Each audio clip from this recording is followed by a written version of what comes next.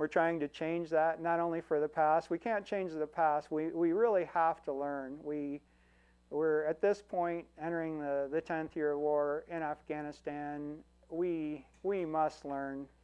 And I'm personally not in agreement with a lot of peace people that we have 100 years to reach peace. There's groups like POX 2100.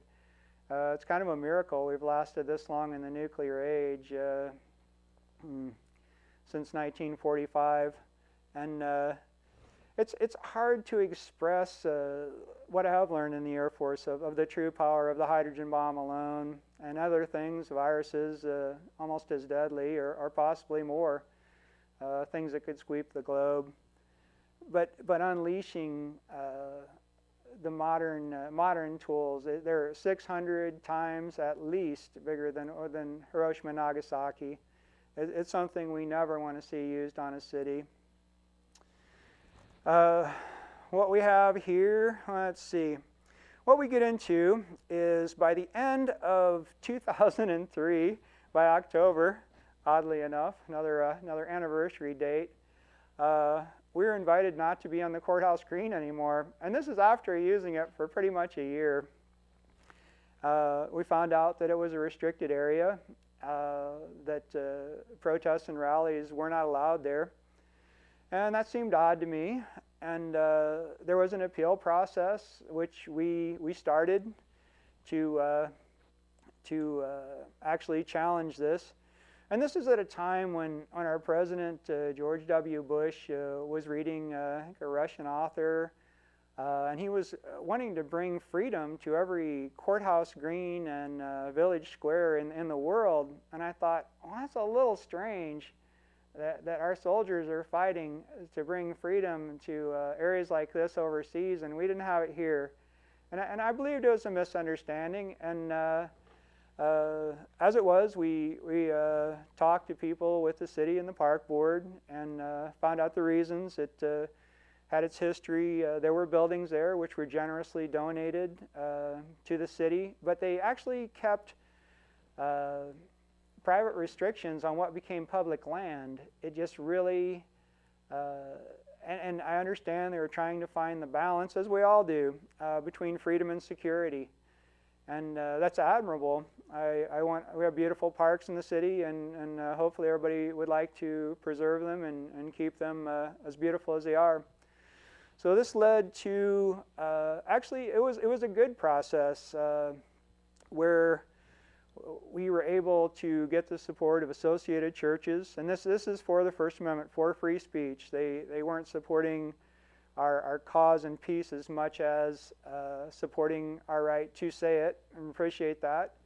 We also were supported by, I think that was like 140 churches in the area. The Interdenominational Ministerial Alliance also supported free speech. These were people who used it probably the most in the 60s during the Civil Rights era. So it was a very happy ending here with the City of Fort Wayne and the Park Department agreeing that rallies could take place as long as there was no damage, and that's worked out since that time. So we actually moved across the street for probably one rally, and again, as long as you're not blocking someone, this is America. You can be on the sidewalk, and you can express yourself on the sidewalk. So we always have that. I mean, we have many freedoms that we do take for granted, but this was just a situation where pretty much a misunderstanding, I believe, and that we're really happy it worked out. And so the groups who have used it since this time, we'll get to some of those. There was an immigration rally, about 6,000 people, 5,500, 6,000 that took place there. There have been many rallies. There have been Tea Party rallies. And this is America. There are people who come up to me, and I'm wearing Veterans for Peace apparel as I am now, and say, well, I served the military to protect your freedom to express yourself. I find it funny every time. And the thing about it is, the freedom here in the First Amendment, it was done without lawyers, at least on our side. And it was done without violence or threat of violence. It was people reasoning with each other, and that's what probably I'm most proud of. There was a gentleman from the Interdenominational Ministerial Alliance who said, as he signed it, before he signed the paper, he said, "Someday the Klan will come, but I guess that's, this is America," and he signed it. And that's what people should know. These are good people. And this is the best of America. People might not agree with the peace movement. I do hope they respect our right to express ourselves and keep an open mind as far as peace goes. We've had articles in Frost Illustrated. I met with the editor, trying to get support there. The actual ending there was kind of sad, and actually did represent an opinion of pretty much a group as far as I've seen to date.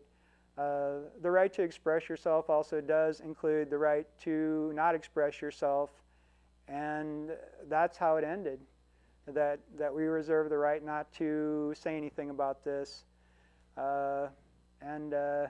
Wasn't quite what I was expecting at all, but so many things have been counterintuitive at this time. This is not what you would expect, and we'll get to Martin Luther King Day and other things later on in the program. Right now, we're gonna change this board. The banner here is 21 inches wide. It's over 40 feet long, about 150 articles. It is available for anybody, educational purposes, schools, churches, organizations, to view. It is part of local history. Welcome back. We've changed out the banner here. The banner continues. Like I say, it's over 40 feet long. We just have articles I was talking about previously, support from Ministerial Alliance.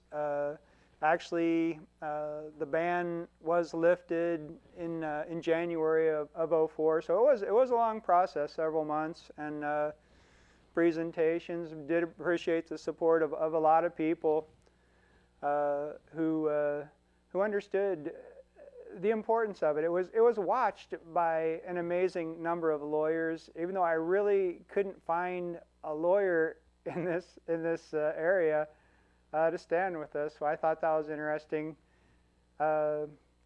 Just sometimes things are what happens and the way it happens. I personally don't believe in trying to force people as far as ACLU, ICLU. I believe it's better to reason with people, and considering people involved here, and like I say, people who generously donated land with buildings on them. Buildings were demolished. The Allen County Courthouse Green was constructed. It is a jewel, and they simply wish to protect it.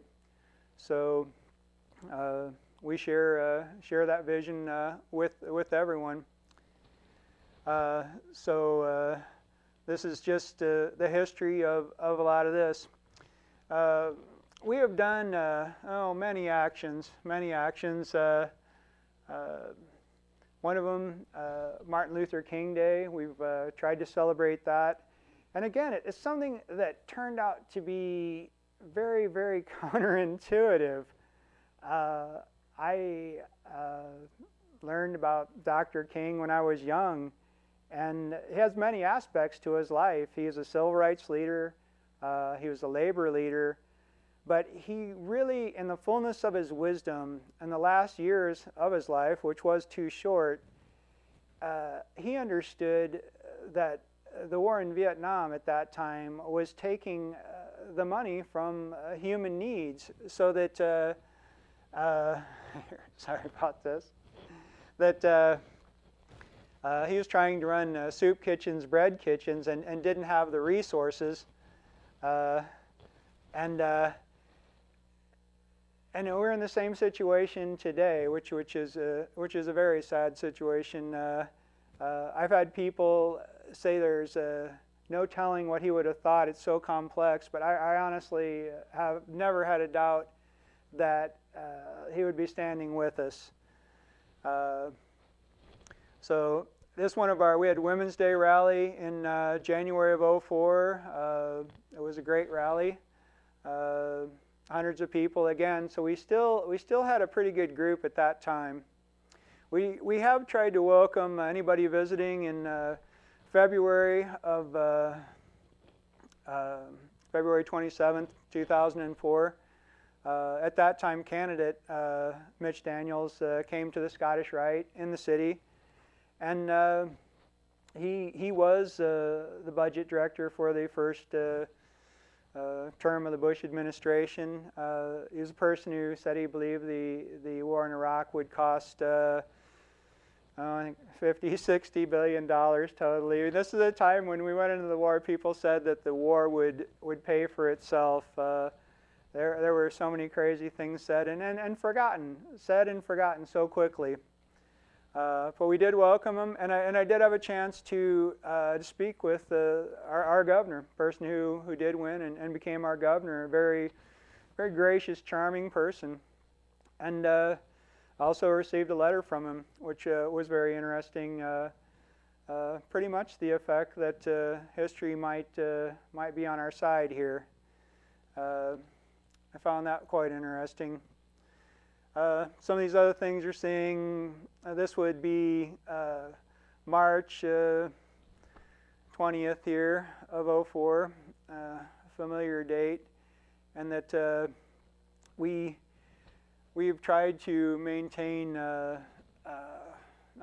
markers at the anniversary dates of the war and at the 1,000 points of troopers, our soldiers who have died. So this is the front page of the newspaper. People who don't believe they've seen anything about the peace movement, I really do wonder how in the world that's been possible. So we rallied here at 1 year, and it's just been too many years. It does keep going. Have some examples here of many letters to the editor about how we could be using our war dollars for our own uses. Peace would be excellent. Calling on Senator Lugar, he said some interesting things, kind of both ways on the war. I tried just to bring out dictionary definitions. So many things have been lost in rhetoric during this time. The truth is the first casualty of war, they say. Try to go back to the dictionary, and I found it interesting in my dictionary, Webster's Collegiate, got it in college, that war is actually an example of atrocity, and wrote a letter based on that. And got letters back. I've also have letters on this banner opposing letters I've written, basically saying that, myself, the peace movement, are an atrocity. Interesting there. Again, in the point, we call them actions, opposing people who I believe deserve it. One of the people most deserving of a protest is Glenn Beck. He has been a voice for war all along. The AM radio crowd has been incredible. And we are trying to counter that influence of listening to people all day as they work.